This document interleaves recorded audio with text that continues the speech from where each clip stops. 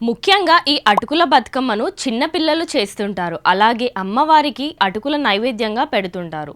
ఈ రోజున పిల్లలు అటుకుల బతుకమ్మ చుట్టూ ఆడి పాడిన అనంతరం పెద్దలు వారికి ఇష్టమైన బెల్లం అటుకులు పంచుతారు. ఈ అటుకులను పిల్లలు చాలా ఇష్టంగా తింటారు. ఆ తర్వాత మహిళలు వాయనాలు ఇచ్చిపుచ్చుకుంటారు. అటుకులు నైవేద్యంగా సమర్పించడం వల్లే ఈ పండుగకు అటుకుల బతుకమ్మ అనే పేరు వచ్చినట్టు పెద్దలు చెబుతుంటారు. బతుకమ్మ పండుగ రెండవ రోజు కావడంతో రెండు వరుసలతో బతుకమ్మను పేరుస్తారు.